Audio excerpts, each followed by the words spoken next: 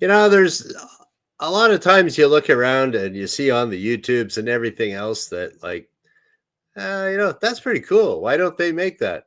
Well, I'm going to tell you why. They don't make those ground effect kind of planes or boats or whatever they are. Welcome to the Superpilotish channel. My name is Graham Wilson, and today in my basement, I'm going to be telling you all about ground effect vehicles. Okay, so these are oh, and DH Pilot 1 popped in. Hey. And if you guys don't know, there is a chat here, and some people are saying hi in the chat. So there we go. So I got this suggestion for a topic from one of my regular viewers, Daniel, and he said, "Hey, why don't you talk about this?" And I said, "Hey, no problem." Okay, so these ground effect vehicles, I think I'll start off first with a cool, like the thumbnail that was on here. They called that the Caspian Sea Monster. And this is what it looks like. Boom. Just for scale. So that's how big this the Caspian Sea Monster was. So that's an aircraft that technically it's an aircraft, but it doesn't really get out of ground effect, as they say. And it just kind of hovers, it goes across the water, and it's got a whole bunch of jet engines there. I figured I would show this this little picture here just to show you the scale of this great big thing. So this was built in the Soviet Union, and they were experimenting on it for from about 1966 to 1988, and then somebody crashed it.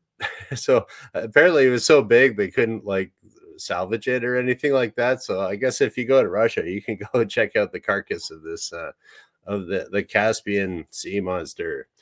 Okay, now I guess I should probably tell you a little bit about what ground effect is if we're talking about ground effect vehicles. Now, I know DH Pilot 1 knows all about ground effect, but I'll give you the quickest of quickest lessons using one of still got one of DH Pilot 1's whiteboards. I got both of them still working, but the Value Village or the dollar store one, that's still kind of, it's getting a little dirty. Anyways, okay, so if you got a wing on an airplane, I will draw a wing on an airplane. All right, that's the front of your airplane. Okay, that's the fuselage, that's your wing. Let's give a little bit of artistic depth to that wing. Oh, look at that. Yeah, that's a good looking wing now. So the whole thing about the ground effect is that if the airplane is closer to the ground, the wing, to keep it super simple, the wing is more efficient when it's close to the ground. So the point at which the wing becomes more efficient close to the ground is at about half of the wingspan. So if you can imagine, okay, well, it's about that much. Half is that much. Rotate it down. So we're going to call this, we're going to make this the ground.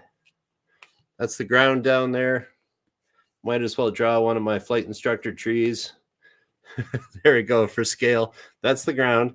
And so anytime the plane gets 1/2 of a wingspan or lower, then it starts becoming more efficient. And we won't get into all the aerodynamics of all that stuff because it can get pretty complicated. And so I don't know if you've ever seen this, but if you ever have I used to see it when I was out at the airport a little bit more. The used to be these snowy owls that would come by the airport. They would sit on the runway or the taxiway sign, and if they wanted to go somewhere, they would just jump off. I don't know, the signs are maybe 3 feet off the ground.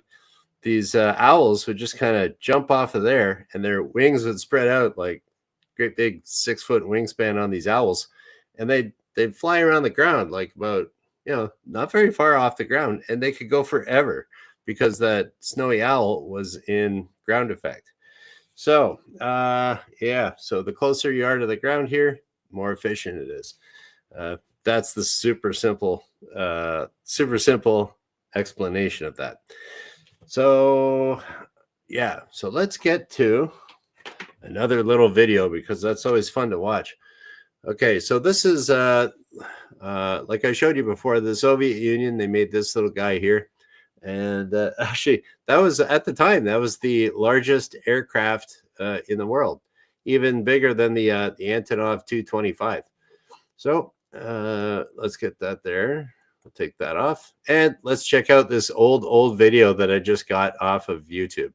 Involved in the design and production of a revolutionary maritime transporter that takes advantage of the aerodynamic principle known as ground effect.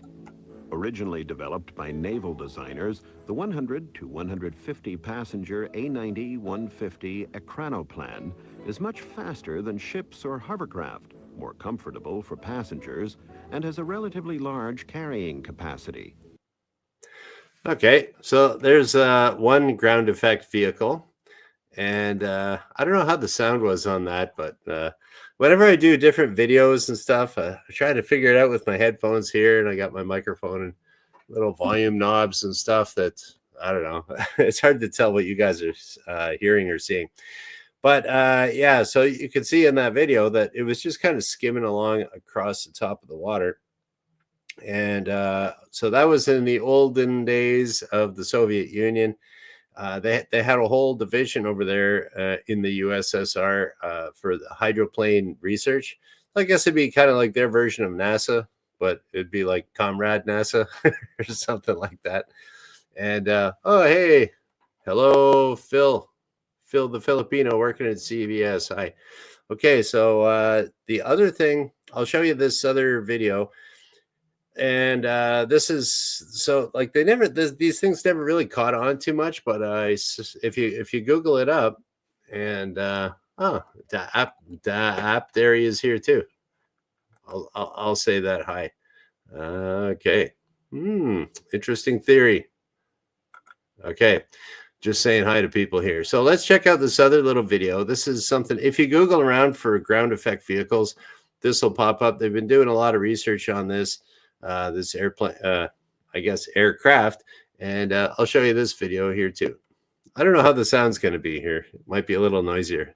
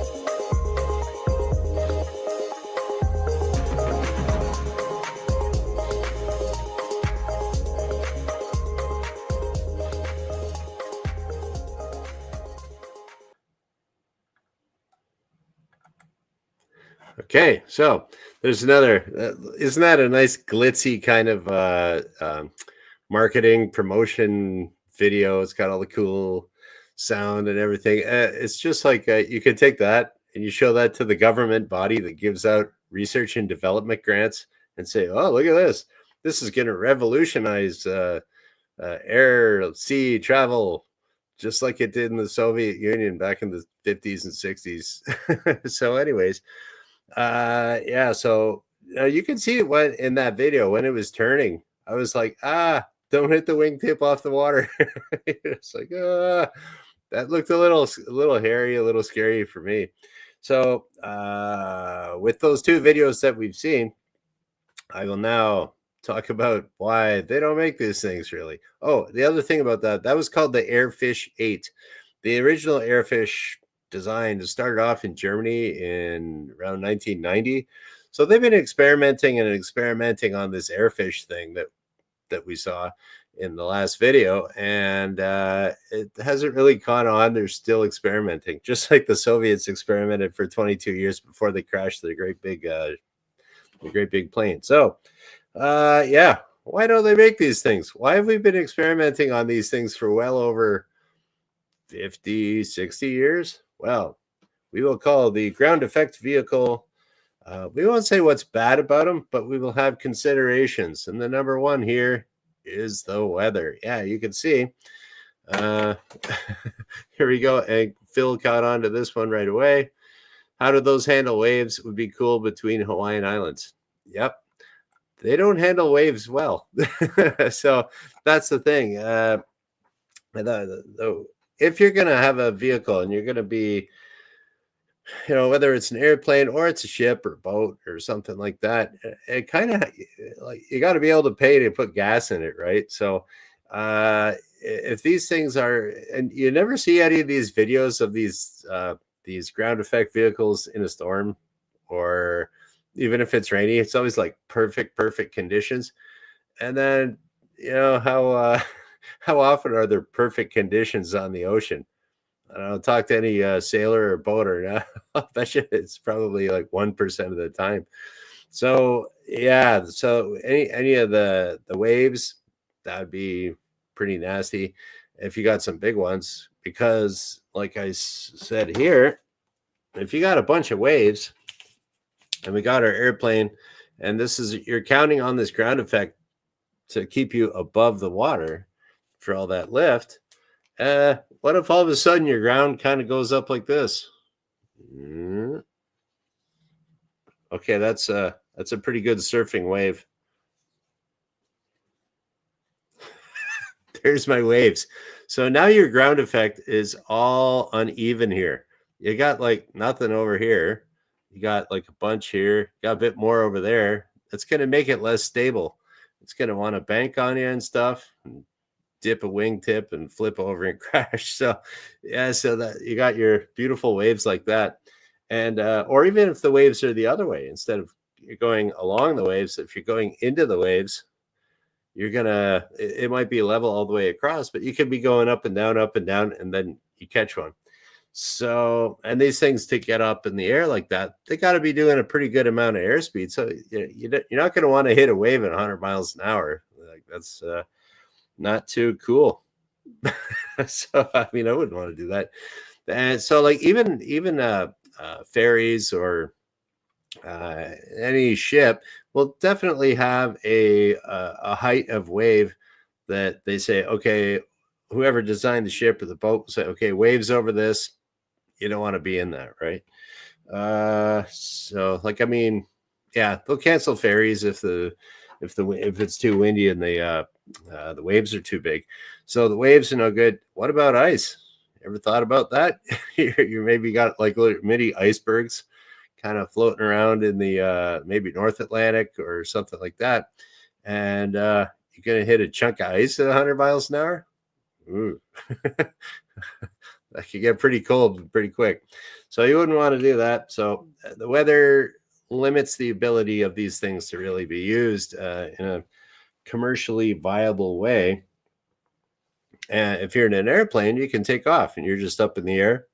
There can be all the ice and waves and stuff on the ground, and you're still flying along just fine. Or if you're in a ship, okay, if you do hit a little mini iceberg, it's like, well, you got a big heavy ship. So what? It bounces off the hull, and you're only going 20 knots or something like that, 10 knots. So it's not that much damaging. But if you're hitting aluminum at 100 miles an hour, you're out of business. So the other thing about these things, you could see. Oh, here we go. I'll bring up the picture of the great big monster Soviet beast. It looks really cool. Okay, what do you notice about this? How many engines does this thing have? So it's got 1, 2, 3, 4, 5, 6, 7, 8, couple on the tail, 9, 10 jet engines. Okay, 10 jet engines burns a lot of gas or a lot of jet fuel here. So I can't even imagine the amount of pounds per hour or kilograms per hour or gallons or liters per hour that yeah, something like that this thing would go through. I don't even know if you could carry anything in there except for fuel. It would go through it so fast. Like it's got more engines than a B-52. So I mean, that's pretty wild. Okay, so fuel, that's number 2. You're going to burn a whole lot of gas, and that gets expensive. So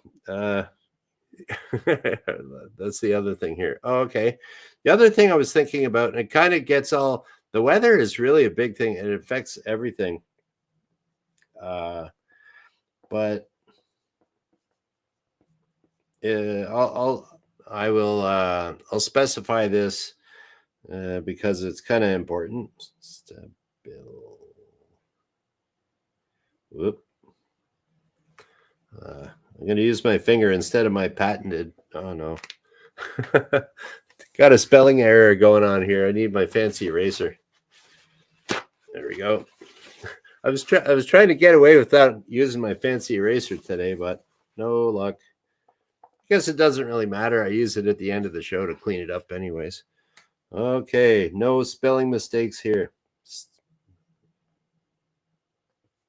Okay. Stability. So that kind of went back with my weather discussion there about the stability of the aircraft because of the weather. Or what if you got a load that's shifting in there? Like say someone's going to the lab, or maybe there's somebody crew or something walking up and down the aisle serving drinks or food or something. Well, now you're affecting the center of gravity, and how stable will that be? It's I don't know. If you're up in the air, you got a little bit more room to play around with. But if you're only skimming off, you're 6 feet, 4 feet off the surface, not really too great there for stability. Okay. Now the other thing here, can you imagine? Okay. Let's go back to my big monster, cool looking. Like I got to bring this back all the time because it looks so cool. So there we go. Okay, we figured out with 10 jet engines, it would burn a whole ton of gas, or fuel, as the jet people say. Can you imagine how noisy that would be? Okay, so that'd be like having like what, two and a half 747s flying by. That would be a lot. So number 4 there would be noise. It'd be very, very noisy. Now even the little ones that we showed, like with the that little one, the Airfish 8, apparently it's powered by one V8 car engine. Okay, but I noticed there was 2 propellers on the back of it. So if you got that, you got the engine noise of the V8 engine, and then you'll have like some kind of huge gearbox there with shafts going off to drive the propellers. Okay, so you got gearbox noise, and now you got 2 propeller noise. So it's as noisy as an airplane. Well, it kind of is an airplane. It goes in the air, but just stays in ground effect, right? So extremely noisy, and the neighbors won't like that too much, and it probably limit. People move into a neighborhood right at the end of a runway and they complain about the airport.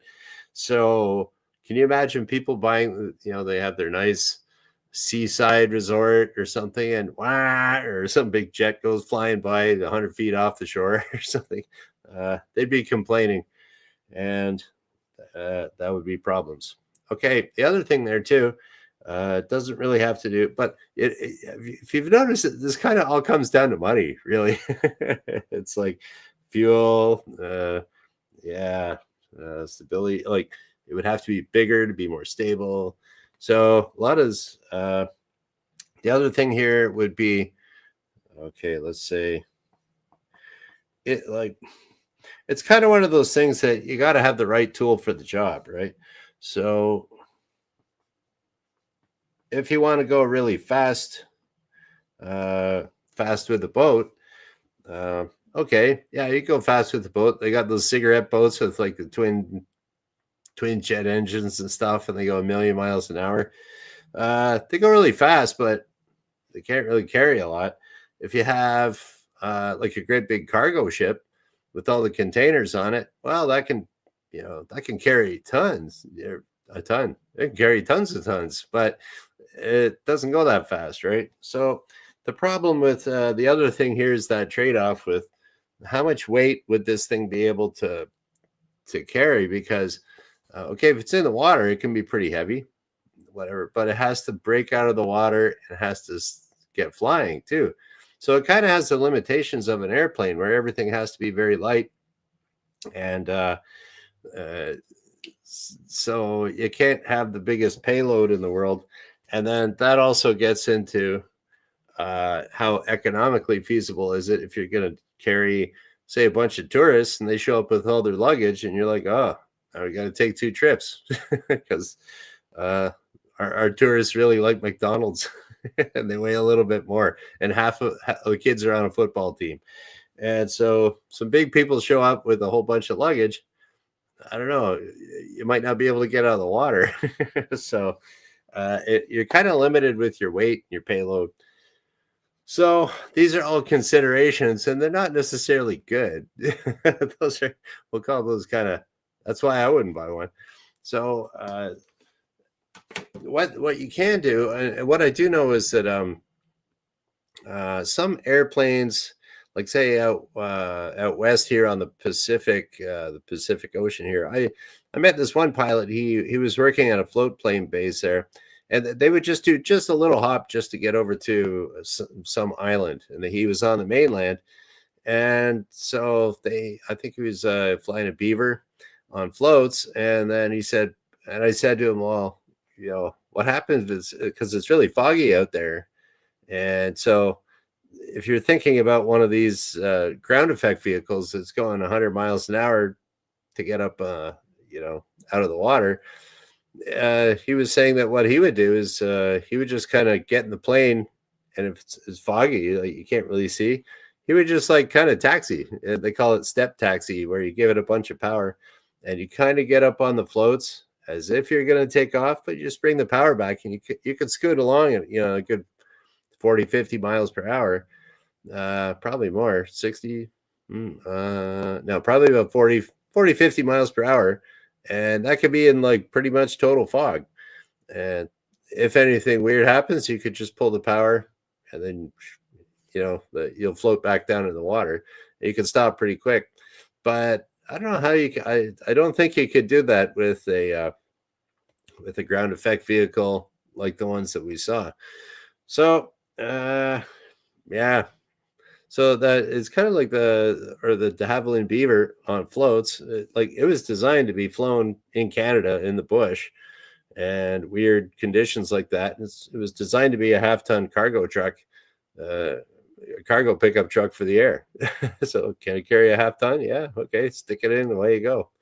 And that's why they still use them today.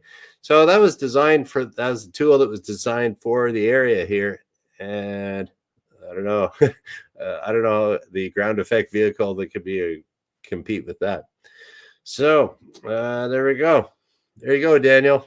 I talked about it. So, and okay. So let's do. We'll do the little review. So why would you maybe not want to do this? Get a ground effect vehicle of any size.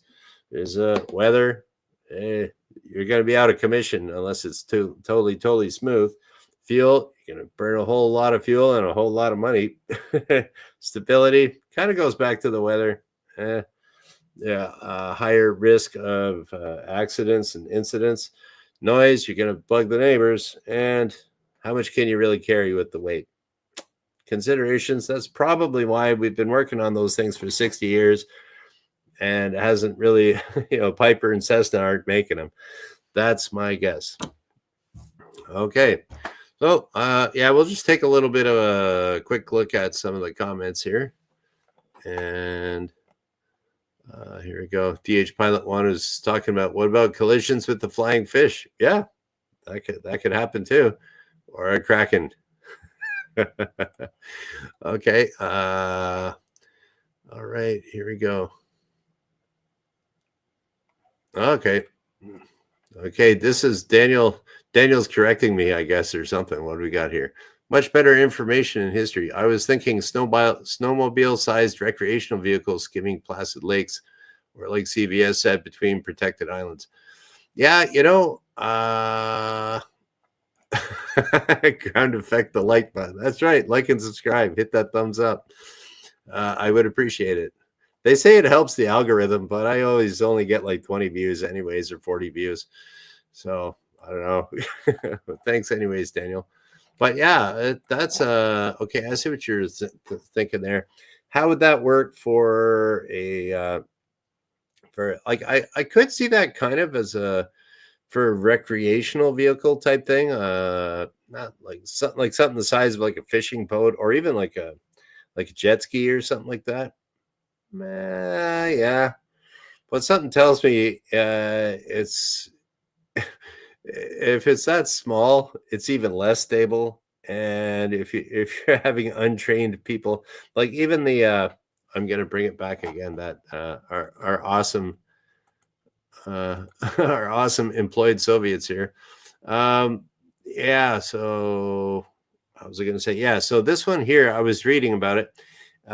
It was technically developed kind of with the Navy, but they had Air Force pilots flying it. So that's for a big one. So I don't really know if you could get like just a regular non-pilot person and say, hey, go take this thing out on the water. I think they'd be, and you also got to think about how they're not very maneuverable. So if you're zipping around and like, oh, here's a boat, like you can't really bank really tight like on an airplane. You can crank it right around. You see something, and it doesn't really, nothing's up in the air really too much, so it doesn't the mountain doesn't sneak up on you, so you can crank and bank as much as you want to kind of get out of the way. So that could be tricky on the water if you're on a lake. Think about some half drunk hotshot 18-year-old kid that's like messing around with one of these things on a lake. It's like recipe for disaster. So but nothing a whole bunch of money can't get you. You can make one yourself if you want. So yeah, that's the whole thing. It's like you want to burn a whole bunch of money, go for it, man. You just throw money at it, and that's the thing is there's been a lot of money thrown at this idea. Like there's a nugget of it could work, and a lot of governments have thrown a lot of money at it, and even private corporations. Okay, if this idea flies, if this idea takes off, okay, try to keep the puns to a minimum. But yeah, if this thing goes, we can make a fortune. It's like, no one makes a fortune in aviation. It doesn't happen, or boats. So, okay. Yeah, that's about it. So, okay. Anyways, thanks for the suggestion on the topic there, Daniel. And yeah, I was going to mention too that I take requests. You want me to talk about anything in particular? I am an aerodynamics expert one day, a guitar expert the next day. And the thing is, when I am talking about this, I know more than like most reporters. Reporters just read stuff. Like I research this before I go on a show, or I have it in my head already. So, anyways, yeah, I take requests. Feel free to shout them out in comments or email or whatever. And yeah, we'll just kind of shut her down. And, oh, wait a minute. Today is Monday. No, Wednesday. Garbage day. I took out the garbage. It's Wednesday. Yeah. Okay, so I'll be back on Friday because I did this Monday, Wednesday, Friday at noon Eastern. And thanks for the topic, Daniel. And thank you for watching. Bye.